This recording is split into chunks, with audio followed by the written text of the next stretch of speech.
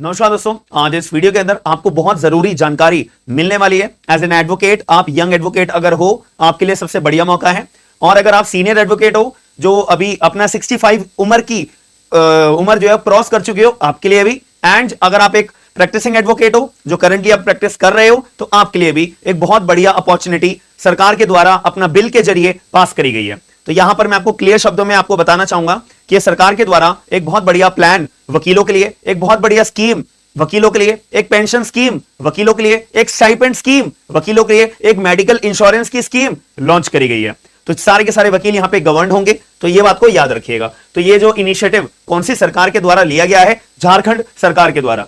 तो झारखंड सरकार ने अभी अपना फ्राइडे के तारीख को, अपने फ्राइडे के दिन को यहां पे एक बिल पास करा है, जिसमें साफ तौर पर बोला गया है कि 5 लाख रुपए का जो है यहाँ पे मेडिकल इंश्योरेंस, 5 लाख रुपए का जो है अपना मेडिकल इंश्योरेंस 30,000 एडवोकेट्स को अपना दिया जाएगा।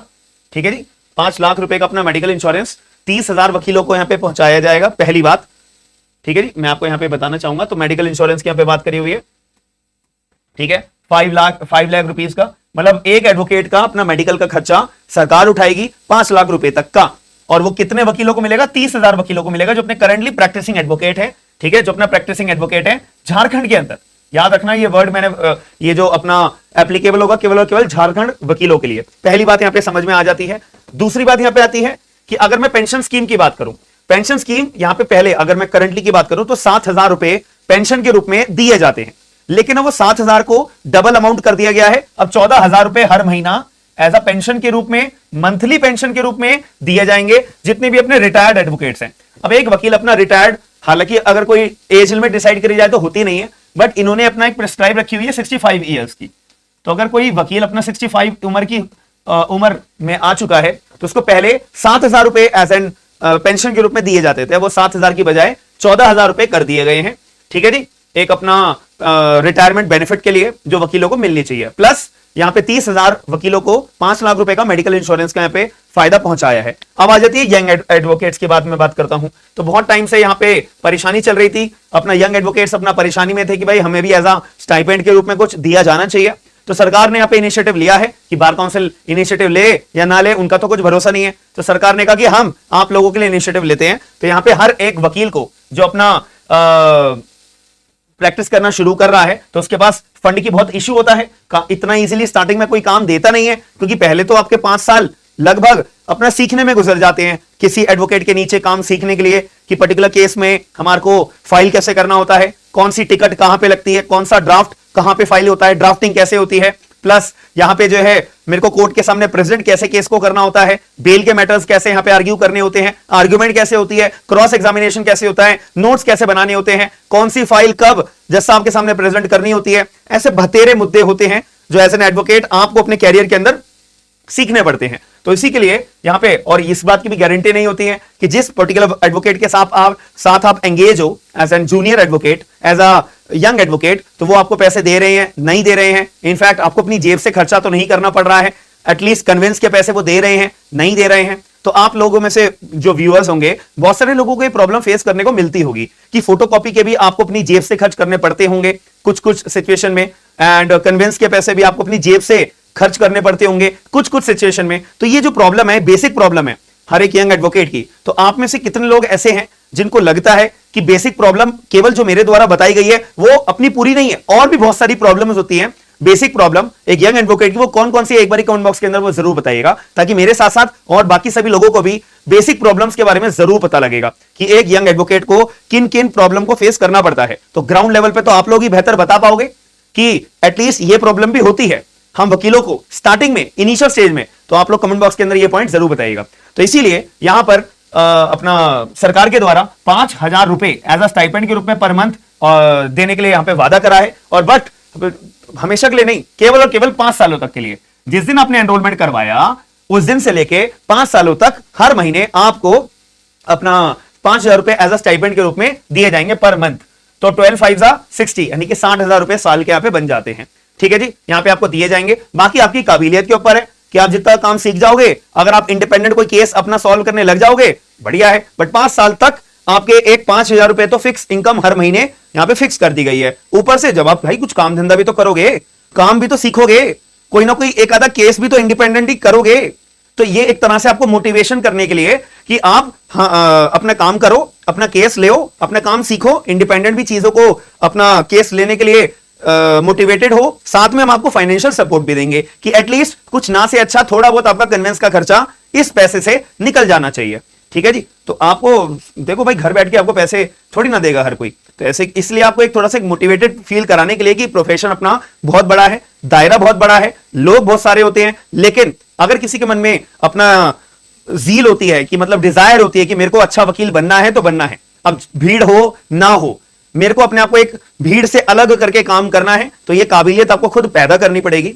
चीजों को सीख के, थोड़े धक्के खा के, थोड़े लोगों की बातें सुन के, थोड़ा अपने सीनियर से फ्री में काम सीखने के बाद में, तो जहां अपना फायदा दिखता है आप लोगों को उस पर फोकस करना चाहिए। अपना फायदा दिखता है का मतलब क्या है कि जहां पे आपको जिस प्रोफेशन में, एडवोकेसी के अंदर जिस फील्ड में आपको काम समझ आ रहा है, जिस एडवोकेसी के जिस पर्टिकुलर एरिया के अंदर आपको काम समझ आ रहा है कि सिविल मेरे लिए बढ़िया है, क्रिमिनल मेरे लिए बढ़िया है, या बेल के मैटर्स मेरे लिए बढ़िया है, एनडीपीएस एक्ट के मैटर्स मेरे लिए बढ़िया है, कंज्यूमर कोर्ट के मैटर्स मेरे लिए बढ़िया है, मैट्रिमोनियल डिस्प्यूट के अंदर मैं ड्राफ्टिंग अच्छे से कर सकता हूं, डोमेस्टिक वायलेंस के अगर कोई केसेस आते हैं तो वहां पे मेरी ड्राफ्टिंग परफेक्ट धीरे धीरे होती जा रही है। तो इसलिए मैंने कहा कि जो भी एरिया के अंदर आपको अपना फायदा दिखता है कि हां ये मेरे लिए फील्ड अच्छी है, बस उसी फील्ड को आप पकड़कर अपना मास्टर बनिए, सारे केस लॉज पढ़िए, सुप्रीम कोर्ट के अमेंडमेंट्स पढ़िए, अपने माइंड में एक रजिस्टर बना के रखिए, पॉइंट्स यहां पे नोट डाउन करते रहिए। कोई भी कोर्ट के अंदर जो आपका फेवरेट एरिया है उसके अंदर अगर कोई हियरिंग चल रही है कोर्ट रूम के अंदर, वहां जाके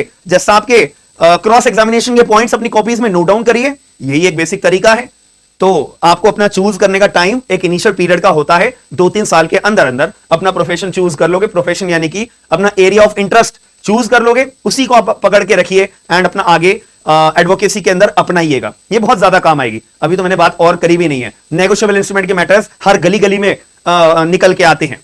तो ये आइडेंटिफाई करना, जिस एरिया में मैं रहता हूं वहां पे ज्यादातर कौन से मुद्दे आते हैं, तो उन्हीं मुद्दों पे अपना एरिया ऑफ इंटरेस्ट जनरेट करिएगा। कि अगर कंज्यूमर कोर्ट मेरे घर से थोड़ी सी दूर है तो ऑब्वियस सी बात है ज्यादातर केसेस कंज्यूमर कोर्ट के आएंगे आपके पास।